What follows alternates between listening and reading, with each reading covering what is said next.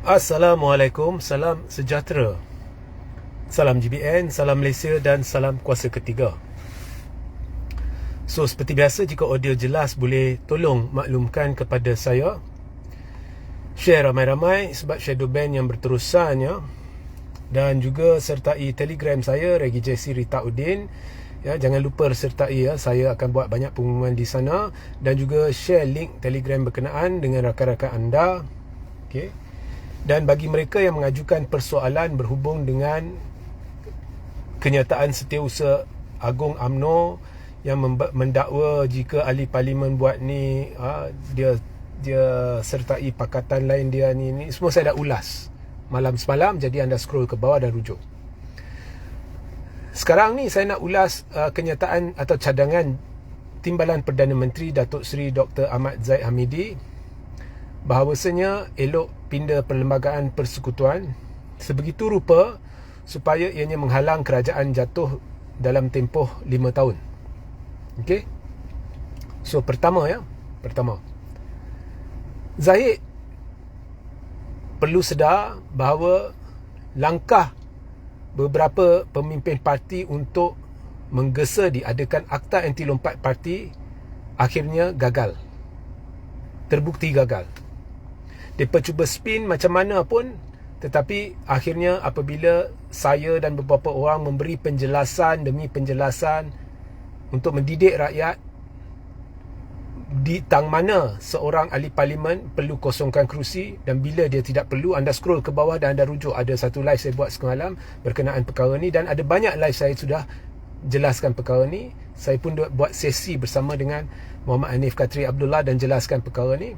So apabila kita dah didik, apabila kita dah jelaskan the do's and don'ts, mereka tidak ada modal lagi. Sebab sekiranya niat untuk mewujudkan Akta Anti Lompat Parti atau Undang-Undang Anti Lompat Parti ya, sebab apa yang ada sekarang adalah Undang-Undang Anti Lompat Parti, tidak ada Akta Anti Lompat Parti ya, hanyalah pindaan perlembagaan pada bahagian tertentu.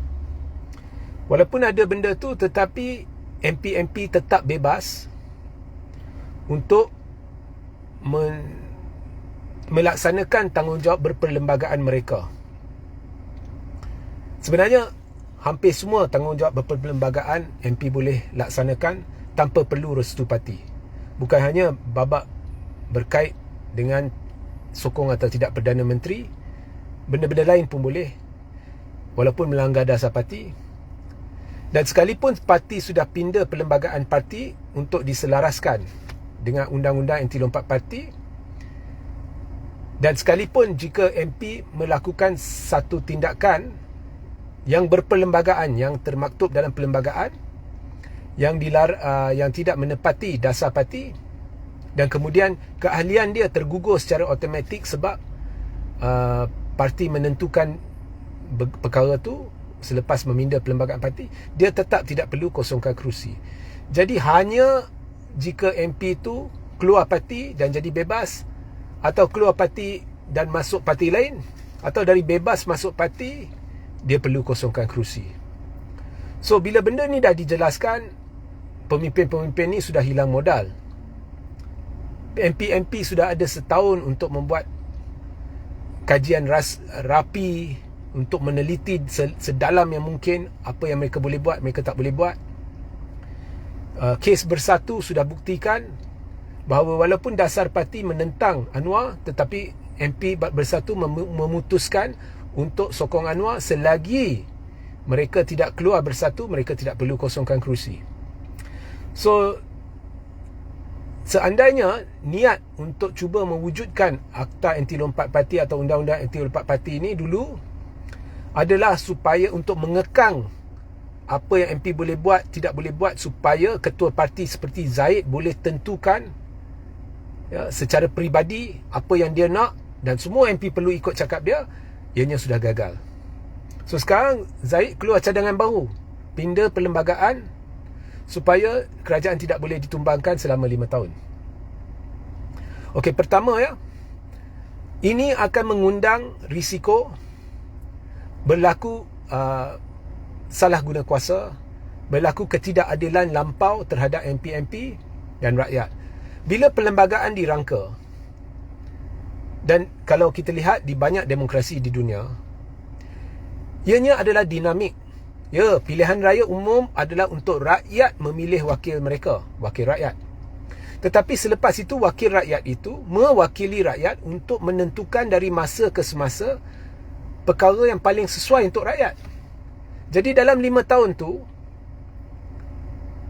wakil-wakil rakyat, maknanya rakyat lah, sebab mereka wakili rakyat, maknanya rakyat lah, perlu dari semasa ke semasa melihat keadaan, dan jika kerajaan itu gagal, ianya akan membawa padah kepada rakyat, maka MP-MP boleh mengambil tindakan untuk cuba mengubah keadaan. Sekiranya tidak ada perkara lain yang berhasil, maka mungkin mereka merasakan Perdana Menteri perlu diubah. Dan jika cukup MP, bukan mudah nak tumbangkan Perdana Menteri, jika cukup MP bersependapat bahawa Perdana Menteri perlu diubah, maka Perdana Menteri ubah supaya orang yang mewakili rakyat ni, MP-MP ni, dapat membawa satu manfaat buat rakyat. Sebab itu mereka berada di sana. Jadi, kalau dulu menerusi undang-undang anti lompat parti, mereka cuba rampas hak berperlembagaan. Itu yang saya lihat lah. MP-MP untuk membuat keputusan, tapi gagal. Kini ada cadangan nak halang terus kerajaan daripada berubah dalam tempoh 5 tahun. Jadi demokrasi akan tercalar. Dan apabila satu-satu kerajaan, kepimpinan parti kerajaan sudah tahu mereka tidak boleh ditumbangkan, mereka boleh bermaharajalela.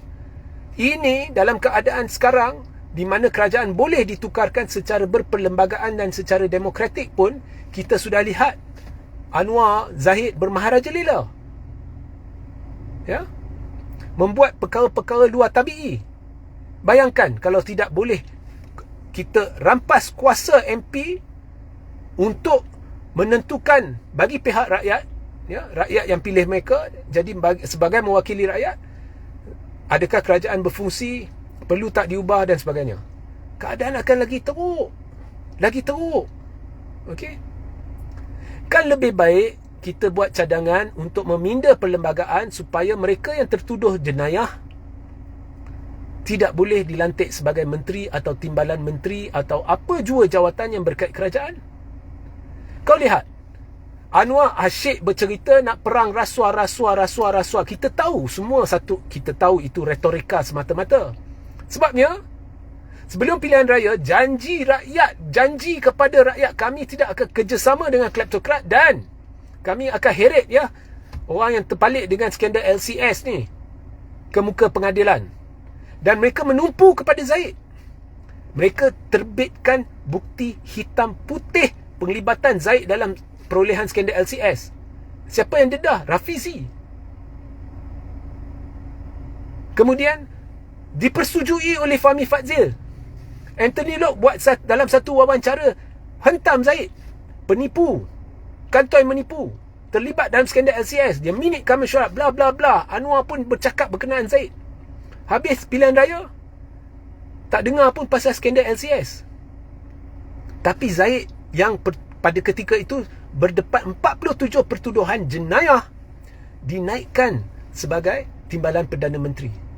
Jadi apa kata kita pindah perlembagaan supaya orang yang berdepan dengan tuduhan jenayah di mahkamah tidak mungkin boleh dapat sebarang jawatan berkait dengan kerajaan. Kan lebih baik benda tu bagi rakyat. Dan juga pindah perlembagaan supaya sesiapa sahaja yang pernah, ya, melalui satu tempoh penjara melebihi satu tempoh yang ditetapkan bersama, contohnya melebihi 3 tahun atau melebihi 4 tahun contohnya, ya, bagi tuduhan jenayah, tidak boleh dipertimbangkan bagi mana-mana jawatan dalam kabinet, termasuk jawatan Perdana Menteri. Ya, tidak boleh dipertimbangkan. Ya, tak kira lah diampun ke tidak ke apa, tetapi kita lihat hukumannya yang diputuskan. Kan lebih baik cadangan itu. So ini pendapat saya lah. Okay? Pendapat saya, jika dipindah perlembagaan untuk menghalang kejatuhan kerajaan, dalam tempoh 5 tahun, demokrasi akan tercalar. Kita akan jadi negara pertama di dunia yang melaksanakan perkara sebegini, dan rakyat mungkin tertindas. Lebih baik kita buat pindaan perlembagaan untuk halang sesiapa dari yang tertuduh jenayah.